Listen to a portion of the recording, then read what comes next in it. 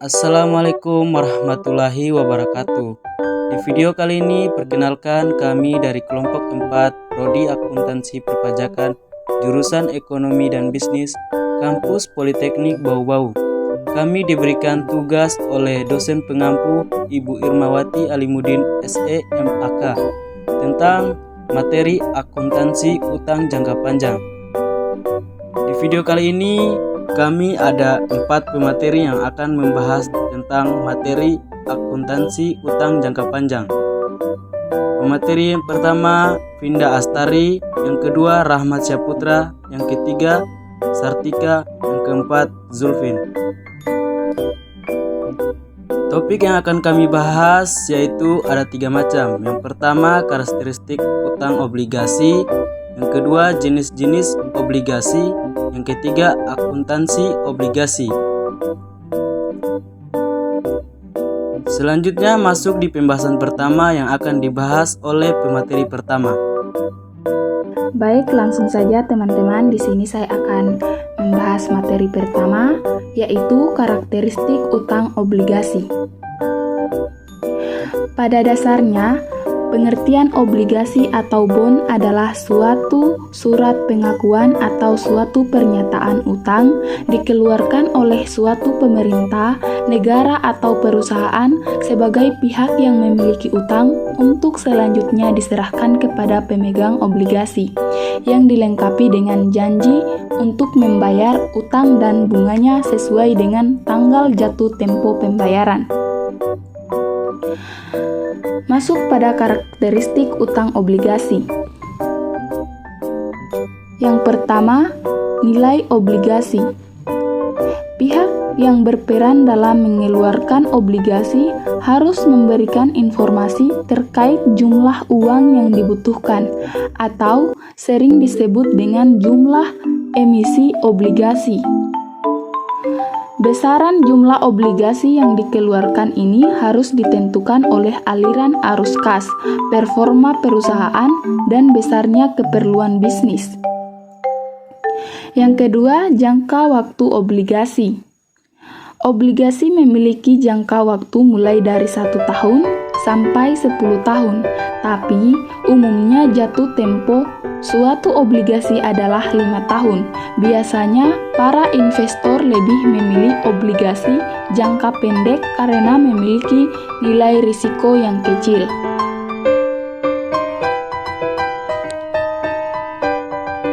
Yang ketiga, prinsipal Coupel Right. Prinsipal right adalah suatu nominal uang yang harus dikeluarkan para penerbit obligasi pada pemegang obligasi pada masa jatuh tempo. Nilai prinsipal right ini erat kaitannya dengan redemption value, maturity value, par value, or face value. Yang keempat, jadwal pembayaran. Pembayaran kupon obligasi harus dilakukan oleh sang penerbit obligasi secara berkala sesuai dengan kesepakatan yang sudah ditetapkan, seperti per 3 semester, per 3 semester, atau triwulan sekali. Langsung saja saya alihkan kepada pemateri kedua. Kita masuk ke poin kedua, yaitu jenis-jenis obligasi. Jenis-jenis obligasi ini terbagi atas beberapa jenis, yaitu pertama jenis obligasi berdasarkan sisi penerbit. Ada 3 jenis obligasi berdasarkan sisi penerbit. Pertama, obligasi pemerintah. Pengertiannya yaitu surat utang yang diterbitkan negara. Surat utang ini sah secara hukum dan dilindungi berbagai peraturan, termasuk undang-undang, peraturan pemerintah, peraturan Menteri Keuangan, dan lainnya. Kedua, obligasi korporasi. Obligasi ini pengertiannya yaitu surat utang yang diterbitkan oleh BUMN atau perusahaan swasta.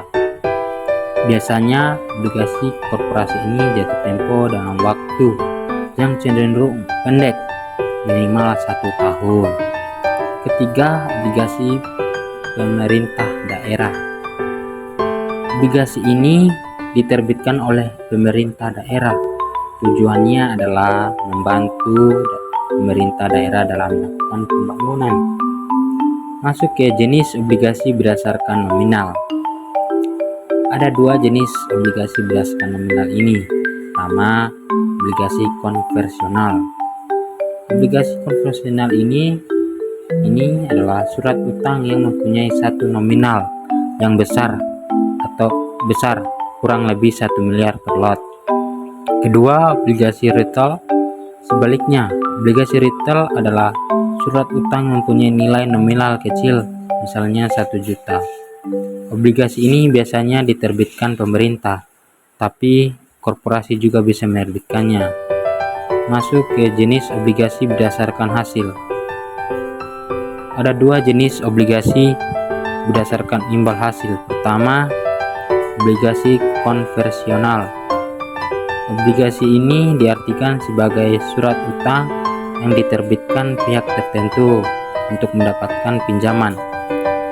Nantinya pinjaman akan digunakan sebagai tambahan modal dengan perjanjian memberikan imbal hasil atau bunga kepada investor dalam jangka waktu tertentu. Kedua, obligasi syariah. Obligasi ini dikenal dengan nama sukun, adalah surat utang yang memberikan imbal hasil berupa uang sewa. Perhitungannya dilakukan berdasarkan prinsip syariat Islam tanpa mengandung unsur riba. Imbal hasil akan dibayar secara berkala dalam periode tertentu, sementara pinjaman akan melunasi pokok utang pada tanggal jatuh tempo. Masuk ke jenis obligasi berdasarkan jaminan. Ada dua jenis obligasi berdasarkan jaminan. Pertama, securance bonds. Securance bonds ini adalah obligasi yang dijaminkan dengan kekayaan milik penerbit atau bisa juga dijamin pihak ketiga. Kedua yaitu unsecured bonds. Unsecured bond ini adalah jenis obligasi yang tidak dijamin menggunakan kekayaan milik penerbit. Masuk ke jenis obligasi berdasarkan penukaran. Ada 4 jenis obligasi berdasarkan penukaran. Ini pertama, obligasi konversi. Obligasi konversi adalah surat utang yang memungkinkan pemegang surat utang untuk mengonversikan menjadi saham perusahaan. Penerbitan obligasi dengan rasio penukaran yang sudah disepakati sebelumnya. Kedua, obligasi tukar. Obligasi tukar hampir mirip dengan obligasi konversi.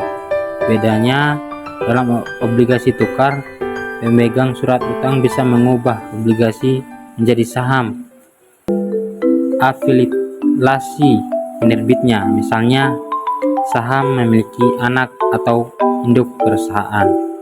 Ketiga, obligasi opsi bela.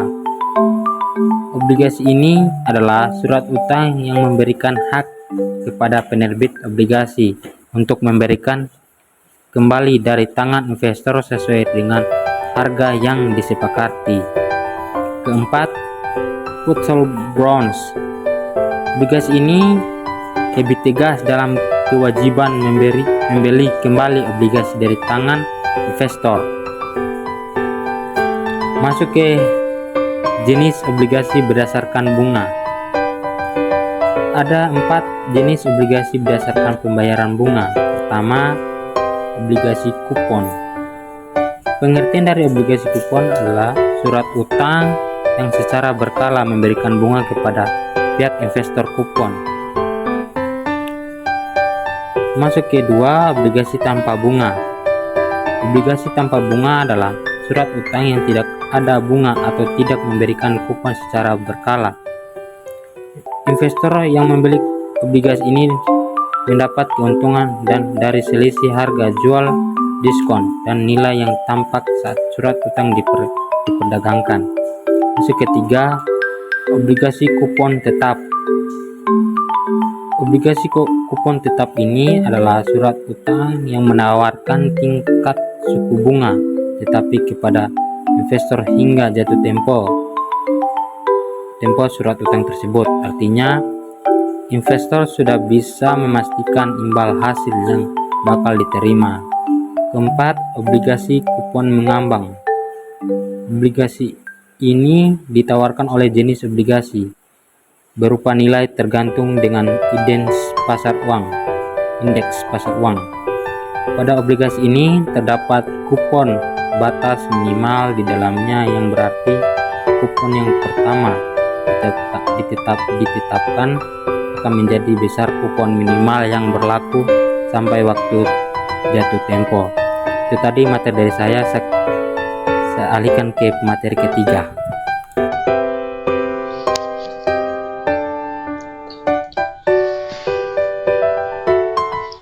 Masuk ke materi ketiga, akuntansi obligasi. 1. Pengertian akuntansi investasi obligasi. Akuntansi untuk investasi obligasi berfokus pada bagaimana membuat pencatatan ayat jurnal untuk pencatatan pembelian, bunga, amortisasi, diskon dan premium, serta penjualan investasi obligasi. Selain itu, diasumsikan bahwa investor menggunakan prinsip-prinsip biaya untuk mencatat investasi tersebut. Jadi bisa disimpulkan bahwa ada dua bagian pembahasan akuntansi untuk investasi obligasi ini, yaitu pembelian, bunga, dan amortisasi. Yang kedua, penjualan obligasi. 2. Pembelian obligasi, bunga, dan amortisasi. Obligasi dapat dibeli baik secara langsung dari perusahaan penerbitnya maupun melalui bursa obligasi. Bursa obligasi menerbitkan catatan harga obligasi harian. Catatan tersebut biasanya mencakup informasi mengenai 1. Suku bunga obligasi, 2. Tanggal jatuh tempo, 3. Volume penjualan, 4. Harga penutupan, dan yang kelima, harga tinggi dan terendah.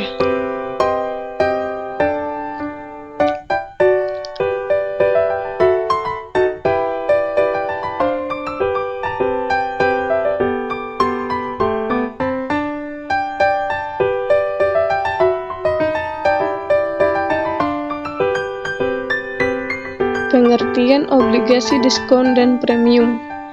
Investasi obligasi pada harga diskon adalah obligasi yang dibeli pada harga diskon ketika suku bunga pasar lebih tinggi daripada suku bunga kontrak. Investasi obligasi pada harga premium adalah investasi obligasi yang dibeli pada harga premium ketika suku bunga pasar lebih rendah daripada suku bunga kontrak.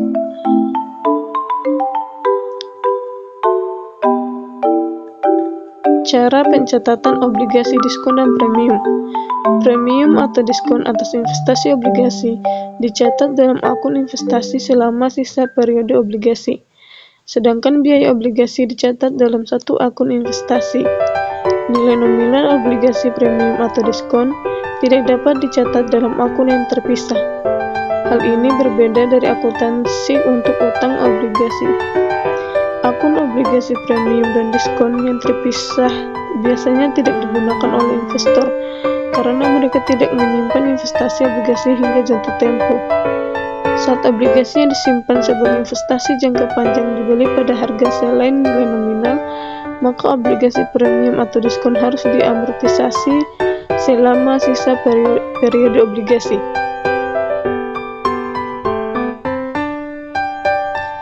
Pencatatan amortisasi premium.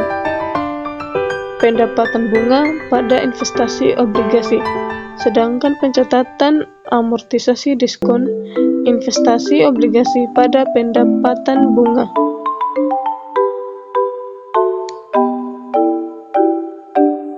Baik, saya atas nama Zulfin sebagai pemateri keempat yang akan melanjutkan materi. Kita masuk di contoh perhitungan bunga dan pencatatan akuntansi obligasi. Pada tanggal 1 April 2021, PT Manajemen Keuangan Development membeli obligasi dengan harga obligasi senilai 50 juta dengan bunga 8% dari PT Beningsi Jaya yang akan jatuh tempo dalam waktu 8 tahun 9 bulan. PT Manajemen Keuangan Development membeli obligasi secara langsung dari PT Beningsi Jaya dengan suku bunga efektif 11%. Perhitungan nilai pembelian investasi obligasi dan bunga. Harga pembelian adalah sebesar 41.706.000 ditambah bunga obligasi sebesar 50 juta dikali 8% dikali 3/12 atau 3 bulan dibagi 1 tahun. Hasilnya sama dengan 1 juta. Yang terutang dari tanggal 1 April 2021 merupakan tanggal pembayaran bunga semesteran yang terakhir. Selanjutnya kita masuk di ayat jurnal dalam akun PT Manajemen Keuangan Development pada saat pembelian dan untuk sisa periode fiskal yang berakhir pada tanggal 31 Desember 2021 adalah sebagai berikut. Membeli investasi obligasi ditambah bunga yang terutang. Menghitung bunga dan harga pembelian obligasi. A. Biaya obligasi PT Beningsi Jaya sama dengan 41.706.000. B. Bunga yang terutang sama dengan 50 juta dikali 8% dikali 3/12 atau 3 bulan dibagi 1 tahun. Hasilnya sama dengan 1 juta. C. Harga pembelian obligasi sama dengan A ditambah B sama dengan 41.706.000 rupiah ditambah 1 juta. Hasilnya sama dengan 42.706.000. Ayat jurnalnya yaitu investasi pada obligasi dengan nilai 41.706.000 rupiah masuk di debit. Pendapatan bunga dengan harga 1 juta masuk di debit. Kas dengan harga 42.706.000 rupiah masuknya di kredit. Berikutnya masuk di amortisasi diskon dari tanggal 1 Juli sampai 31 Desember. Menghitung nilai diskon obligasi. Nilai nominal obligasi sama dengan 50 juta. Biaya investasi obligasi sama dengan 41.706.000 rupiah. Diskon atas investasi obligasi. Nah, perhitungannya di sini sama dengan nilai nominal obligasi dikurang biaya investasi obligasi, yaitu sama dengan 50 juta dikurang 41.706.000 rupiah. Hasilnya sama dengan 8.294.000 rupiah.